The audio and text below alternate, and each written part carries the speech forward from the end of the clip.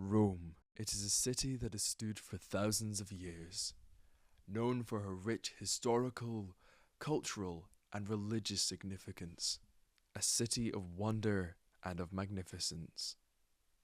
Over the centuries, Rome has weathered many storms, from the time of the Romans to the horrors of the Second World War. And in all this time, she has only fallen 4 times. And like a phoenix, she has risen from the ashes, stronger and bolder than ever. Today, we travel back 500 years to the height of the Renaissance, a time of art and innovation, but also a time of turmoil and conflict. In 1527, it would become a time where a king's ambitions, a pope's weakness, and an angry army of unpaid mercenaries would see one of the greatest cities the world has ever seen ravaged and destroyed in an act of wanton slaughter and carnage. But first, to begin this tale, we must go back a little further, to the year 1520, when a young man would inherit the throne from his grandfather Maximilian I. This man would be crowned King Charles V of the Holy Roman Empire at only 19 years of age. The kingdom he would rule would stretch from Spain and the Netherlands to Austria and the Kingdom of Naples, all the way to Spanish America. Despite his clear ambitions for a universal empire, the young king would find himself facing pressure and hostility on multiple fronts, both within and without. During his reign, the young Catholic king would struggle to hold his empire together against the growing influence of Protestantism, the increasing ambitions of the Ottomans in the east, the hostility of the French, and the increasing pressure from the Pope. The first of these problems would rear its head in early 1521, where the king would hold the Diet of Worms. The reformist monk, Martin Luther, would be called upon to defend his thesis. Luther would attend and read out his writings to the Diet and refuse to recant the substance of his writings. After the monk had left, Charles would draw up the Edict of Worms, rejecting Luther's doctrines, and would declare war on Protestantism. As the years would progress, the other main concern of Charles's reign would make itself known: the struggle for dominance in Western Europe. The biggest opponent to achieve this dream would be the Kingdom of France.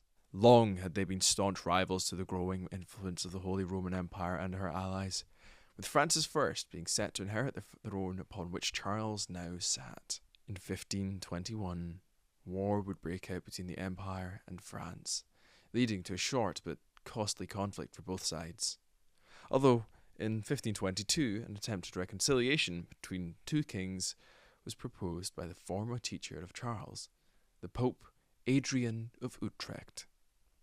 Ultimately, though, these attempts would be in vain, as the two kingdoms would continue to wage war. After 3 long years, battle would be joined at Pavia on the 15th of February 1525, where Charles would beat the French army and capture Francis, bringing a decisive end to the conflict. This victory would ensure that Charles had both supremacy and control over all Italy.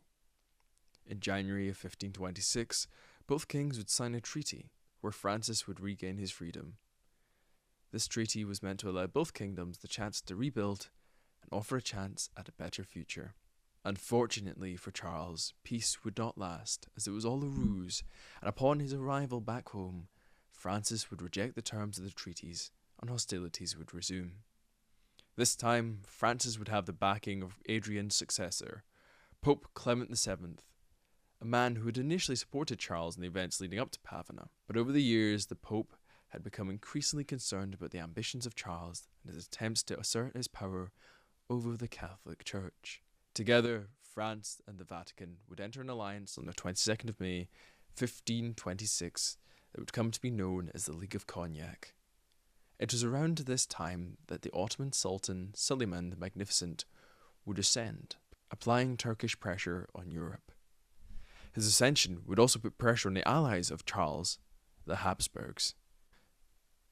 Charles knew at this point it was his duty as King of Christendom to focus on that most dire of threats. But disaster would strike, and the course of history would take a change forever. It is now a year later that Rome enters our tale again. While Charles had beaten the French at Pavia a year earlier and was starting to recover from the costly effort, he found himself unable to pay his mercenaries. For a while, they were content with ravaging what they could from the countryside, but ultimately it wasn't enough. And in early May 1527, they marched for a far larger and sweeter prize, with riches and value beyond measure, which had drawn their gaze. The king may have been a Catholic, but not all those under his command shared the same beliefs. Many of his mercenaries were of the Lutheran faith, and as such had no such issues upon marching upon the Holy City. An army would march under the command of Duke Charles of Bourbon. With him would come 16,000 German Landsknecht and 6,000 Spanish soldiers who all felt they were owed compensation for their service. They were accompanied by a score of others who also wanted a share of the spoils and riches Rome promised. It was then, on May 6th, 1527, the rebels would arrive at the gates of Rome. With an army in the tens of thousands, the attackers far outnumbered the defenders, who stood at only 10,000 strong, with most being militia. The mercenaries had fought for years and had seen some heavy fighting. For them, this would provide easy and rich pickings. A reckoning was about to be delivered unto the city, and a bitter and bloody price would be paid for the failings of King Charles. The city was about to face a siege, the likes of which had not been seen for decades. She was, however, not without teeth of her own, as while there were 8,000 militia, there were also 2,000 of the Swiss Guard, a force made up of elite fighters with the best training and equipment money could buy, renowned the world over for their fighting prowess and martial skill. While the militia were tasked with defending the city, it was the Swiss Guard whose duty was to defend the Vatican and the Pope. Led by Captain Caspar Royst, the Swiss Guard would prepare themselves to fulfill their duty, even unto their own deaths. The battle would begin with a barrage of cannon and artillery fire. The walls of the city would be weakened, and then at last an opening would be made, and the rebels would charge in and begin the massacre. It mattered not to them if anyone they found was a man, woman, or a child. All would be put to the sword.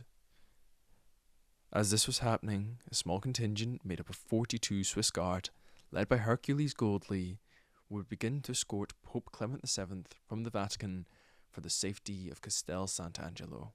189, chosen by Royst himself, would defend the Vatican, while the rest would join the militia in engaging their attackers in order to buy as much time as possible for their brothers. Shortly after the breaching of the city, the Duke would be slain by unknown means, and all leadership the rebels had to keep them in line would be lost.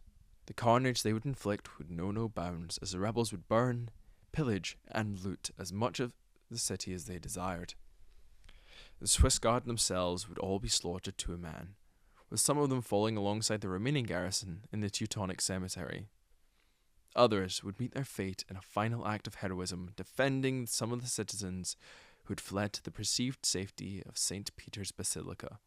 As for Captain Royst himself, he would meet his end after sustaining injuries at the head of his men and heading home to his wife. It was there, after Spanish soldiers followed him home, that they would take his life in front of his wife. As for those men who were escorting the Pope, they managed to fend off the Habsburg men and made it to Castel Sant'Angelo. They would remain there with the Pope until they themselves would be slain 6 months later, as Clement was forced to surrender, surrounded by rebel forces. The pillaging of Rome would last until February of 1528, and it was estimated that half of Rome's population were slain in the fighting and famine and plagues that followed because of bodies being left out to rot in the streets. While an exact figure is unknown, it is estimated that the attackers took casualties numbering in the thousands. Upon his surrender, Clement VII was made to give up a large amount of territory to the king and pay a huge ransom of 400,000 ducati. Charles, although embarrassed by the actions of his men, was nonetheless still happy to accept. While the Swiss Guard had been wiped out, they, much like the city of Rome herself, would rise again. And in 1548, Clement's successor, Pope Paul III, would reform the Swiss Guard, and in honour of those who gave their lives, the Swiss Guard would induct all new members into their ranks on 6th of May, so the memory of their finest hour would never be forgotten. The sack of Rome shocked Europe, and for decades afterwards was a byword for wanton brutality. The event can be understood as an episode in the then growing war between the Catholic Church and the forces of Protestant Reformation, one that would rage on for nearly 2 centuries. The sack of Rome would also mark the end of the Renaissance period in Italy.